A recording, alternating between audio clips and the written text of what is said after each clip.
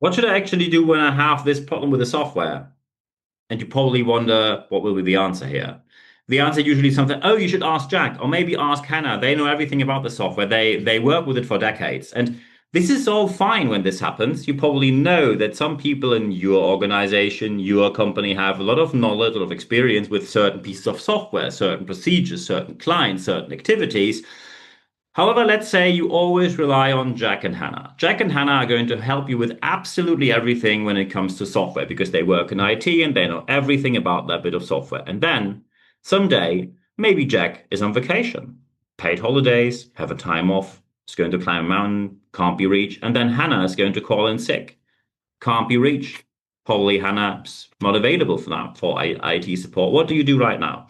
We're talking about something here which is called the Druid knowledge. Druid knowledge means that some people have an important stake in your business and everything's working fine. Everything's working perfectly well, even sometimes even brilliantly well. However, your whole idea of organization is relying on very few people and it can very quickly derail without even you ever thinking about that it will. I'm not a doomsayer here. Hopefully it never will. However, most likely at a certain point in time, you will stand there and wonder, how could this have happened and we couldn't have seen it coming? And this is what we're going to talk about today. What about the so-called problem of Druid knowledge? Druid knowledge means, and let's face it, first of all, Druid knowledge is a problem where many people say, how could this ever have happened? How could not someone see that this is going to be an issue sooner or later? And the situation in which we are is usually the same. People are very engaged with their work, and that is something which is often appreciated. People say, look, they put in extra hours, they put in extra effort, they are really interested in what they do, they identify with the organization, they identify with the people, they identify with their task, they are really engaged with their work. And that is something which you rarely find in today's workforce. So you're very happy that they build up the knowledge that they have. And they are happy that they're going to be asked. They want to be relevant, they want to feel seen, they like to be a relevant person in the organization. Brilliant. So you have lots of knowledge. And having lots of knowledge usually is a good thing. However, usually with lots of knowledge, another aspect also happens. Probably let's talk about sales. And someone says, oh, I have a bit of an issue with this client. How can we proceed here? Because I really don't get through to them. And someone says, look, just call this person in the organization. I know them for years and they like to talk with us. They're very open and positive. So suddenly there's this undocumented piece of knowledge. And well, not even knowledge, it's experience, which suddenly brings you forward. When you have lots of knowledge and you apply the knowledge constantly, you get to have a lot of experience. The problem with experience is it's usually also not written down anywhere. And while organizations can thrive on people with lots of experience, let's face it, more than once you had situations where suddenly, and by the way, this happens way more often in mid-sized and owner-led businesses compared to corporations where there are simply guidelines you have to fulfill and it's part of your job to document everything. The experience can very quickly lead to one aspect, which happened with one of my clients, where they called us in afterwards. They said, we had the salesperson, and the salesperson loved their job. However, at a certain point in time, they just got into the office and said, look, I love what I'm doing, but during the weekend, I did the math. I think I got my pension together. I'm now 63. I just want to let you know, in basically 30 days, I'm off. I'm off to pension. Gran Canaria is calling. I'm going to have an amazing time there. But I really have, after starting in the business at the age of 17 and a half, I'm now 63 and I like to enjoy my retirement. I'm going to be out in 30 days from here. And suddenly, massive panic on all ends. That is the situation when the so-called the druid leaves the organization. The druid is something which, for example, when you know Asterix, the French comic strip, Asterix is something where you have a druid and that druid can create a magic portion. The magic portion is given to people in this village, Gaelic people, who then are able, due to gaining additional strength, they are able to defend themselves against the not Gaelic people, Gaulish people. Gaulish people is the right way. The Gaulish people were then able to defend themselves against the Romans, the Roman Empire. And despite the fact that even in these comic strips, the druid is captured twice, there is still no one except the druid who has the recipe for the magic potion. So as soon as there's no magic potion, there's no defense. You're basically left helpless and just hope that no one figures it out.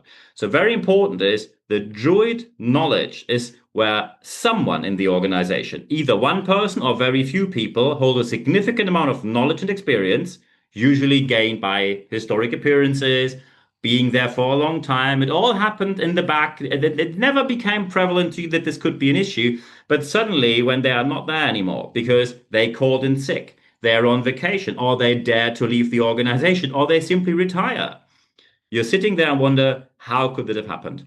And you often wonder as well, why didn't people by themselves say, I'm going to write everything down because my time here is limited. So why shouldn't I write it down to make the organization thrive even after I'm gone here? And often when you now ask people and wonder, why didn't you do that in the first place? They say, well, I saw it happening. Some people wrote down what they knew, and what happened was they were gone. Suddenly, they fired them. They wrote everything down, and afterwards, gone in an instant, and cheaper workers were hired. As soon as people have the feeling, and very important is, it's perfectly sufficient when it's just a subjective feeling. When people have the feeling that they are expendable, they will not do anything that actually puts everything in writing, or anything in writing, actually. As soon as you see this coming, that people think, well, I'm not sure what's happening here. As soon as I can be I know I'm quite on the higher end of the pay scale here because I'm here for a long time. Anyone else knocking on that door, basically working for 1/3 less, or even for 1/3 of my salary because they're very new then. And I don't want to have all these newbies, all that knowledge and experience written down by me, and I just coast off on basically nothing. And that's where leadership steps up. As leaders, you need to talk to people and give them guarantees. And I know that many leaders today say there is never a guarantee. Well, I can tell you, if you don't give guarantees on that end, there will be no guarantee that you have actually anything documented. All people document it the way that they say, look, this documentation, anyone reading over it will think this is the one, but I miss out very important tiny bits, which I only keep to myself. So good luck with that documentation. You're not going to succeed. So it's all about leadership once again. You proactively have to engage with people and say, look, we see you're now 59, or we see you have a lot of knowledge and experience. You're 34 years old. You're 15 years in the business. We will onboard a second person that is not going to replace you. They work together with you, but you have to onboard them properly. We need some sort of redundancy here, not a redundancy like downsizing, but a redundancy that when you are on vacation, we don't call you all the time. Because you have to tell people when you are not expendable at all and you are the druid, it also means you have to be available 24/7. You are on vacation, they will call you. Something happened to our database, help us here. Or we have this issue with the client. Well, call Jack, call Hannah. Well, they're on vacation. I don't care. Well, they have a day off. I don't care. Well, I think they're on travel with their children. I don't care. So the leadership needs to be aware that as soon as you have certain aspects which cannot be replaced, it simply means you need to create structures that a certain fault tolerance can happen. There can never be a single point of failure, and you suddenly wonder, what should we do from here? And by the way, your leadership behavior needs to be a professional one. You need to learn how to lead. This is nothing you just know. You need to learn how to be a good leader. You need to know the scientific backing, the practical application of it. Your leadership behavior needs to be predictable. As soon as people say, look, we are one of these small-sized businesses here where basically you have to look in the morning, does the boss have a good day or a bad day? When they have a good day, you can actually ask for paid holidays and you can file everything you want. When they have a bad day, you better avoid their offices. When your leadership behavior is not predictable at all, people will make everything on their side unpredictable as well. So when someone says, could you please document your knowledge? Yeah, will do. I have a lot of things to do. I do it next week. And they won't. They will simply say, maybe they don't get back to it. And then I will, but even if they get back to me, I will simply say, sorry, didn't have the time. So much to do.